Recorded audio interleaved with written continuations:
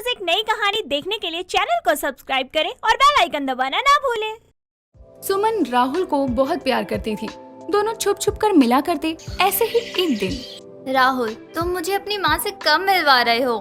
बस थोड़ा सा इंतजार करो, उसके बाद मैं खुद अपनी माँ से तुम्हें मिलवा दूंगा। मैं तो सब्र कर लूं, लेकिन मेरी माँ सब्र नहीं कर रही ना। वो मेरे लिए लड़के ढूंढ रही हैं। उन्हें चाहे कोई भी लड़का मेरे लिए पसंद आ गया हो तो वो तो कल ही मेरी शादी करवा देंगी। इसलिए कह रही हूँ, अपनी माँ से हमारी शादी की बात कर लो ना। माँ को समझाना थोड़ा सा मुश्किल है, लेकिन मैं अपनी माँ का इकलौता बेटा हूँ, तो शायद माँ शादी के लिए राजी हो जाए। और अगर वो नहीं मानी तो मैं तुम्हें भगा के ले जाऊंगा। शादी की बात करने की हिम्मत नहीं हो रही और भगाने की बात कर रहे हो। पता भी है कितना रिस्क होता है इसमें। कच्चे बिक जाएंगे तुम्हारे भाग कर शादी करने में।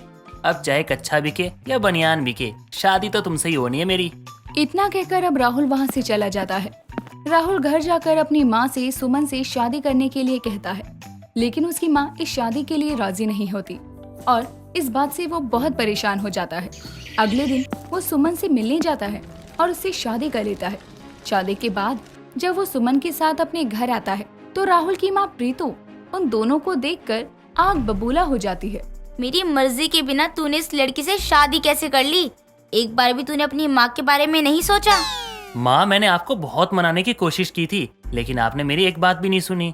और अब ऐसा करने के अलावा हमारे पास कोई चारा नहीं था। मैं सुमन से बहुत प्यार करता हूँ। अच्छा, तो तुझे ये लड़की अपनी माँ से ज्यादा प्यारी है?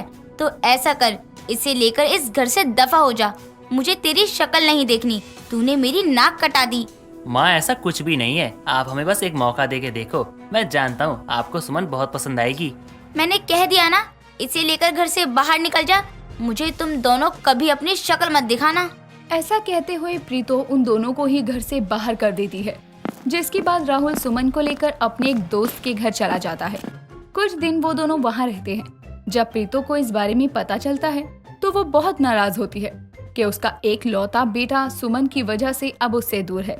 इसीलिए वो सुमन को अपने बेटे से दूर करने के लिए एक तांत्रिक के पास जाती है। बाबा, मेरी बहू ने मेरे बेटे को अपने वश में कर लिया है। मेरा एक लौता बेटा है। जब से वो लड़की मेरे बेटे की जिंदगी में आई है, तब से मेरा बेटा मुझसे दूर हो रहा है। बात भी नहीं करता मुझसे। बाकी सब बाद में, तू ये बता तू मुझसे क्या चाहती है? जय काली, मेरा वार कभी ना जाए खाली। बाबा, मैं चाहती हूँ कि कुछ भी करके मेरा बेटा उस लड़की से पूरी तरह दूर हो जाए, ताकि मैं अपने बेटे की शादी अपनी पसंद की लड़की से करवा सकूं और उसके साथ अपना बुढ़ापा जी सकूं। मेरी बात ध्यान से सुन।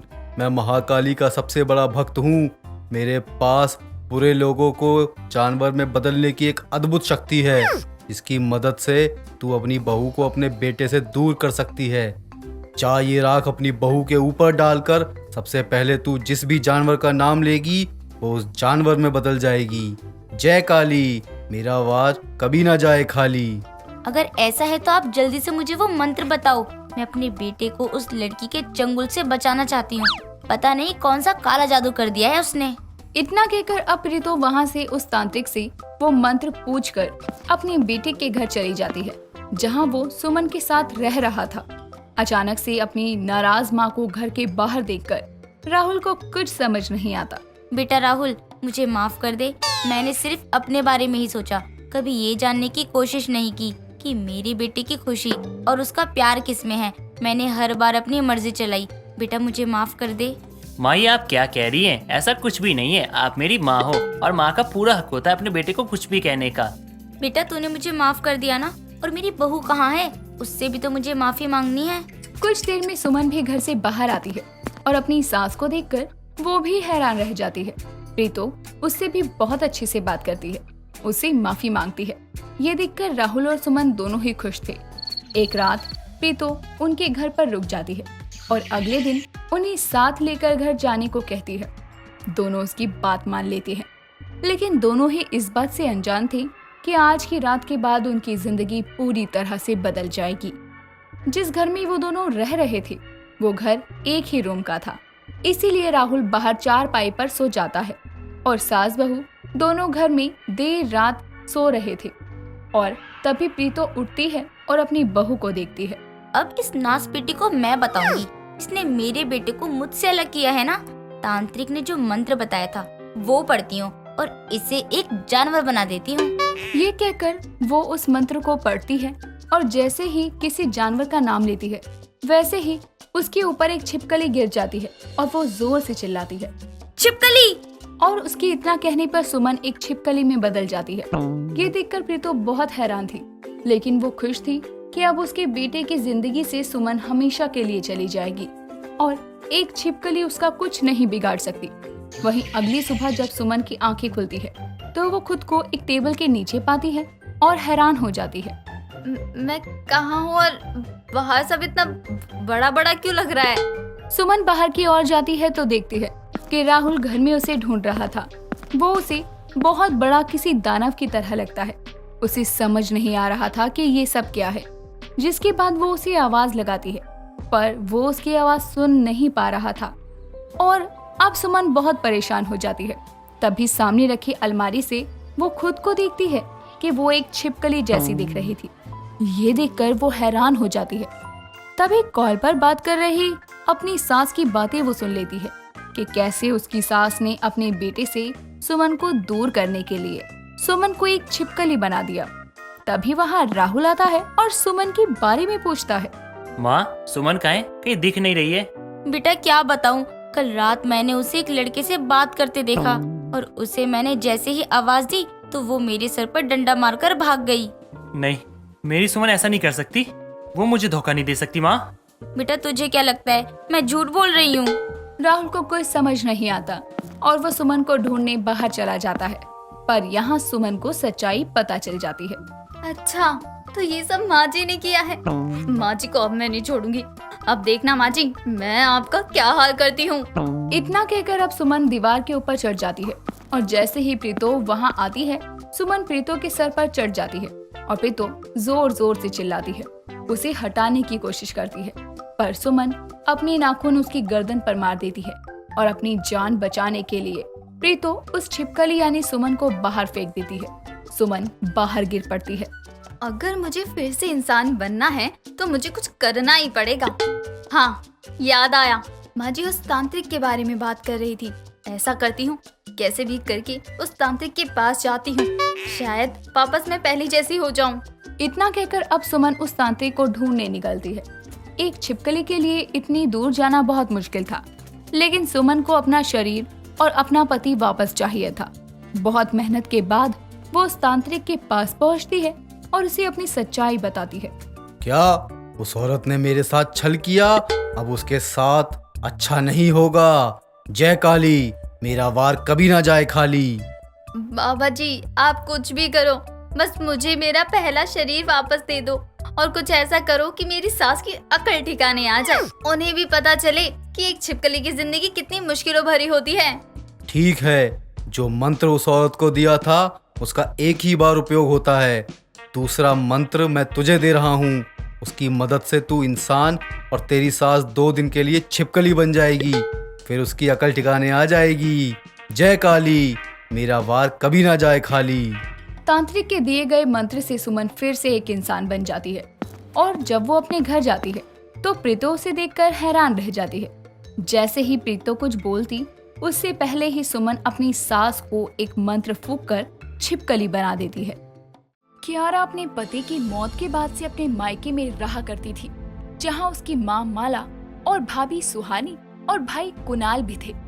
पति को खोने के बाद जहां औरतों का दिन रात चैन सब खो जाता है, तो वहीं कियारा पूरे दिन फोन में लगी रहती थी, जिसके चलते एक दिन सुहानी कियारा से कहती है, दीदी मुझे जरा खाना बनाना है। आप कुछ कपड़े मशीन में पड़े हैं, उनको बस उसमें से निकाल कर छत पे सुखा दो। नहीं भाभी, आपको दिख नहीं रहा कि मैं यहाँ अपने फोन में कोई जरूरी काम कर रही हूँ? ये घर के काम मुझसे नहीं होते, इसीलिए आप खुद ही कर लो, मेरे पास समय नहीं है। माँ जी दीदी को कुछ नहीं बोलती, एक तो विधवा है, ऊपर से पूरे दिन मोबाइल में लगी रहती हैं। अरे अब मायके में रहना है तो क्या कुछ बिना किए ही खाती रहेंगी? सुहानी गुस्से में गैस पर सब्जी चढ़ाकर ऊपर कपड़े सुखाने चली जाती है और जब कुछ देर बाद सारे कपड़े सुखा के वो नीचे आती है तो रसोई में उसकी सास और ननद गैस के पास खड़ी होती है और सुहानी के आते ही वो उससे बोलती है, देख बहू, सारी सब्जी जल के खराब हो गई। ध्यान कहाँ रहता है तेरा? अरे गैस पर सब्जी चढ़ाकर कहाँ गई थी?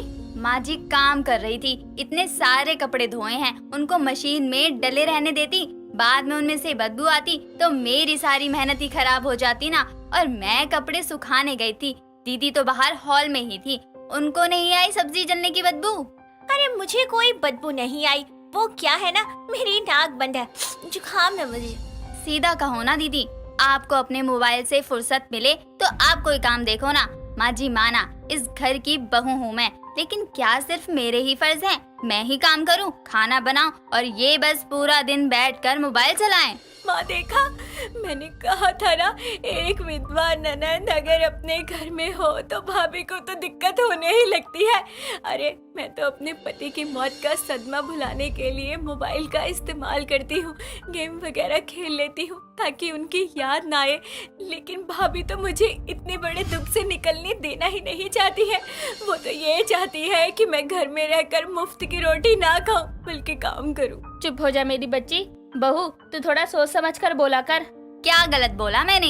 सारी बातें और ड्रामा सुहानी का पति कुणाल देख लेता है, जो रसोई में आकर सुहानी को एक थप्पड़ मारकर कहता है, तुमने आज मेरी बहन को ताना मारा कि वो इस घर में बैठे बैठे खा रही है। अरे ये घर मेरे पैसों से चलता है तो तुमको उसको बोलने का कोई हक नहीं है, समझी? सुहानी पर कुणाल ने पहली बार हाथ उठाया था, जिसके कारण सुहानी को ये बात बहुत बुरी लगी और वो अपने कमरे में खुद को बंद करके रोते हुए कहती है, आज इन सब ने मुझे गलत ठहराया। अरे अपनी विधवा ननद से भी मुझे हमदर्दी है, लेकिन अब उसको कोई दुख नहीं है, वो बस इस घर में रहकर ऐश की जिंदगी गुजारना चाहती है। कोई नहीं, आज के बाद में कुछ नहीं बोलूंगी। दिन गुजरते हैं, सुहानी अपने कामों में दिन रात निकाल देती है और उस दिन के बाद से कुणाल से ठीक से बात नहीं करती, जिसके कारण एक दिन जब सभी लोग नाश्ते की टेबल पर बैठे थे तो कियारा को फोन में लगे देखकर कुणाल बोलता है, दीदी आप पूरा दिन इस मोबाइल में क्या करती रहती हो? माफ करना दीदी, जीजा जी तो नहीं रहे, आपको थोड़ा अपने मन को शांत करने के लिए भक्ति भाव में ध्यान लगाना चाहिए। वाह भैया, अपनी बीवी की बोली बोल रहे हो, लगता है भाभी ने सिखा दिया आपको। ऐसी बात नहीं है कियारा, सुहानी ने मुझसे एक शब्द नहीं कहा तुम्हारे बारे में। मैं बस इसलिए कह रहा था ताकि तुम अपनी जिंदगी जीने का नया रास्ता ढूंढो। क्यों उसके पीछे पड़े हो तुम दोनों? अरे उसके मोबाइल का खर्चा उठाना महंगा पड़ रहा है क्या तुम दोनों को, जो आए दिन उसको मोबाइल इस्तेमाल करने के लिए ताने कसते रहते हो? माँ ऐसी बात नहीं है। कुछ देर में सुहानी सबके लिए नाश्ता लेकर आती है और कुणाल थोड़ा सा नाश्ता करके अपने ऑफिस के लिए निकल जाता है, लेकिन अपने पति को ही सही से खाना ना खाते देखकर सुहानी अपने मन ही मन में कहती है, अब तक मैं चुप थी क्योंकि कुणाल ने बोला था, लेकिन अब मेरी इस विधवा ननद और उसके मोबाइल की वजह से आज सासू माँ ने कुणाल को भी सुनाया। अब तो मुझे पता करना ही है कि इनके मोबाइल में ऐसा है क्या और ऐसे कौन से दुख से निकलने के लिए ये पूरा दिन फोन में ही लगी पड़ी रहती हैं। सुहानी अब से कियारा पर नजर रखने लगती है और एक सुबह जब कियारा अपना फोन बाहर छोड़कर नहाने जाती है तो पीछे से सुहानी उसका फोन चेक करती है, जिससे उसको पता चलता है कि कियारा अलग अलग सोशल साइट का इस्तेमाल करती है। वहाँ पर वो अलग अलग लड़कों से बातें करती है, जिनसे कभी कभी वो अपने रिचार्ज के लिए पैसे भी मांगती है तो कभी अपने दूसरे खर्चों के लिए। ये सब देखकर सुहानी खुद से कहती है, तो ये है मेरी विधवा ननद के मोबाइल इस्तेमाल करने के पीछे का कारण। इसके पति को मरे अभी कुछ दिन भी नहीं हुए और ये सब कर रही है, और इसके ऐसे कामों की वजह से माँ जी ने पहले मुझे और फिर कुणाल जी को सुनाया।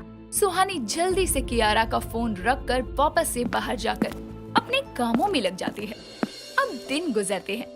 एक शाम कियारा अपने फोन पर किसी से कहती है, अरे मिल लेंगे, इतनी भी क्या जल्दी है। अच्छा पहले ये बताओ, जो मैंने तुमसे ड्रेस मांगी थी वो तुमने ऑर्डर की? क्या ऑर्डर कर दी? और वो भी मेरे घर डिलीवर होगी आज? तुम पागल हो क्या? बताना चाहिए था ना मुझे। कियारा बातें कर ही रही थी कि तभी उसके पीछे कुणाल, माला और सुहानी खड़े होते हैं, जिनमें से कुणाल कियारा की बातें सुनकर कहता है, क्या हुआ दीदी, किससे बात कर रही हो? क्या बताना चाहिए था? कियारा पीछे मुड़ती है और अपने परिवार को अपने पीछे देखकर फोन कट कर देती है, जिसके बाद वो सबसे कहती है, वो भैया, मेरी एक पुरानी दोस्त है जो दूसरे शहर से इस शहर आई है। तो मैंने उसको बोला कि आई है तो बताना तो चाहिए था ना, मैं मिलने आ जाती। बेटा तू क्यों मिलने जाएगी? ऐसा करना, उसको ही यहीं बुला ले, हम सब भी मिल लेंगे और घर में किसी के आने से थोड़ी रौनक भी हो जाएगी। देखती हूँ माँ, उसके पास समय नहीं है। इतने में ही घर की डोरबेल बजती है, जिस पर सुहानी दरवाजा खोलने जाती है और अपने हाथ में एक पार्सल लेकर वापस आती है और सबसे कहती है, आपने कुछ मंगवाया था क्या कुणाल जी? नहीं तो, मैंने तो कुछ ऑर्डर नहीं किया। माँ आपने किया था क्या? ना ना, मुझे ऑर्डर फॉर्डर करना नहीं आता कुछ। कियारा बेटा, तू मोबाइल में लगी रहती है, तूने तो नहीं मंगवाया कुछ? मैंने नहीं तो माँ। कोई नहीं, खोल के देखती हूँ, क्या पता देख के पता चल जाए किसने मंगवाया होगा।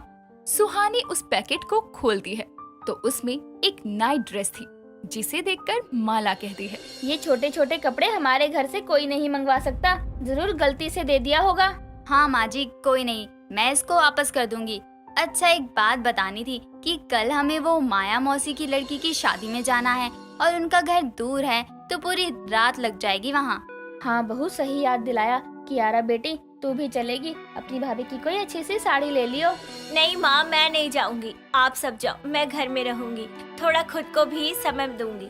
हाँ माँ, कोई नहीं, दीदी को रहने दो, खामखा इनका दिल दुखेगा शादी वादी में जाकर। कियारा झूठा बहाना बनाकर सबके साथ जाने से मना कर देती है और अगले दिन जब सब घर से चले जाते हैं तो कियारा एक चैन की सांस लेते हुए कहती है, अब घर में पूरी रात कोई नहीं है तो क्यों ना किसी को बुलाया जाए। मेरा मोबाइल कहाँ है? कियारा अपने मोबाइल से एक कॉल मिलाती है और कॉल पर कहती है, अच्छा, मिलना था ना तुम्हें मुझसे, आ जाओ, आज रात मेरे घर पर कोई नहीं है, तुम्हारी दी हुई ड्रेस पहनकर तुम्हारा इंतजार करूंगी।